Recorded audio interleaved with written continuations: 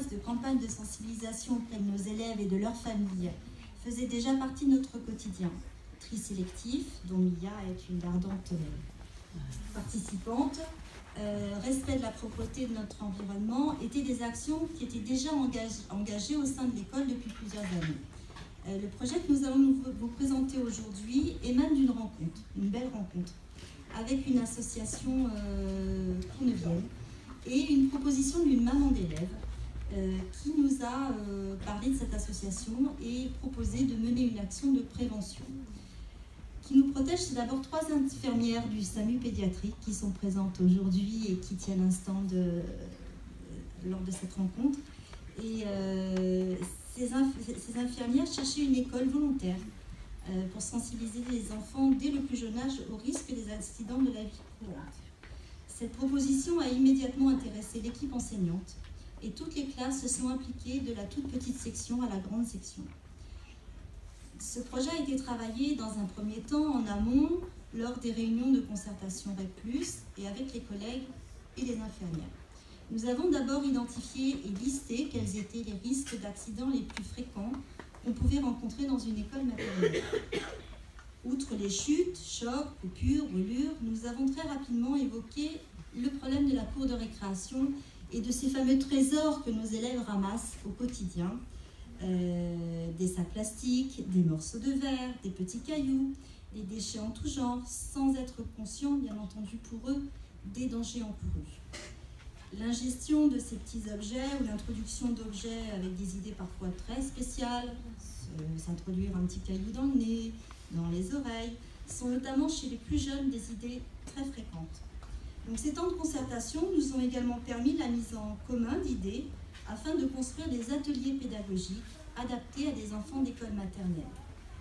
Et ce, avant l'intervention de l'association dans les classes. Nous avons donc défini par tranche d'âge le contenu des ateliers et le temps d'intervention en adéquation avec l'âge des enfants, bien entendu. Avec les petits, nous avons décidé d'aborder les dangers domestiques à partir des coins jeux de la classe et de mettre en scène une situation de danger par le biais du doudou ou de la marotte de la classe. Je crois que nous avons une photo qui vous montre une grenouille avec un bandage. Voilà. Donc c'était une situation de départ avec la présence des objets des coins des jeux libres. Donc présence du four, de la table à repasser, de couteaux, de casseroles, avec le feu matérialisé. Et donc la question qui était posée à nos élèves, c'était: qu'a-t-il bien pu arriver à notre doudou? Donc cette situation de départ a amené les enfants à échanger entre eux, à émettre des hypothèses et à les sensibiliser à ce qui peut être dangereux à la maison et à l'école. Les ateliers proposés aux petits étaient également autour des soins apportés en cas d'accident, ce qui nous a également permis de travailler le lexique et de créer ce qu'on a appelé un imagier des bobos. Et donc nous avons eu un hôpital, l'hôpital des doudous. Donc chaque enfant, donc là on parle d'enfants entre 3 et 4 ans, donc vraiment de très jeunes enfants, chaque enfant avait une trousse de secours et un doudou à soigner. Et il repartait le soir dans les familles, l'enfant ayant pour mission de raconter au papa et aux mamans ce qui était arrivé au doudou et comment il avait été soigné.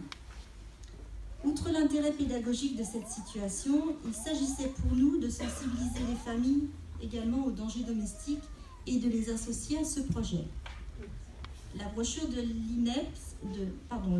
l'INPES sur la prévention des accidents de la vie courante a d'ailleurs été distribuée à tous les élèves de l'école. Ça, c'est avec les petits. Avec les plus grands, donc des enfants de 4 à 6 ans, les interventions étaient un petit peu différentes, car d'autres axes ont été travaillés. Nous avons travaillé dans les ateliers autour des pictogrammes des emballages. Nous avons travaillé également autour des numéros d'urgence à connaître, et en parallèle, un travail a été mené autour des métiers en rapport avec les premiers secours, notamment une ébauche de projet avec les pompiers. Dans toutes les classes, notre objectif était de sensibiliser nos élèves aux dangers proches de leur environnement, mais également de leur faire acquérir des automatismes citoyens et de rappeler à nos élèves la nécessité de ne rien jeter par terre, d'utiliser les poubelles plutôt que d'utiliser des choses qu'on trouve dans la cour pour en faire des choses qui pourraient être dangereuses pour eux. À la fin de chaque séance, nous organisions avec l'association un moment collectif avec les différentes pièces de la maison représentées. Je crois qu'on a une photo qui le montre également. Non, c'était avant. L'idée, c'était que... voilà, celle-ci. Donc, c'était je pense que vous connaissez peut-être ces grandes images prêtées par la Maïf. L'idée, c'était que les enfants identifiaient le danger qui était dans la pièce. Et il fallait qu'ils collent une gommette sur le danger présent. À l'issue des ateliers de prévention, un diplôme a été remis à chaque enfant par l'association. Et comme vous pouvez le voir sur la photo, vif succès.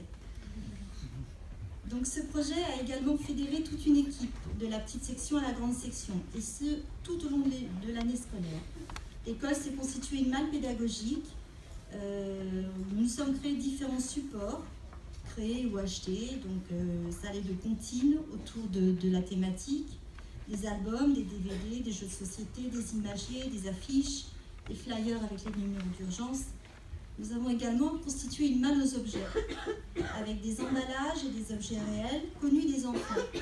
Des choses dangereuses avec des objets dangereux et des choses que les enfants pouvaient toucher seuls. Il y avait également des fers à repasser, des punaises, des médicaments, des emballages de différents produits. Et cette malle nous a permis d'aborder des activités de tri dans les classes. Ce qui était autorisé, qu'on pouvait toucher seul, ou bien ce qu'il ne fallait absolument pas toucher sans papa ou maman. Alors, on est un peu pressé par le temps, parce qu'il y a plein d'autres établissements. D'accord. La petite conclusion rapidement. Merci.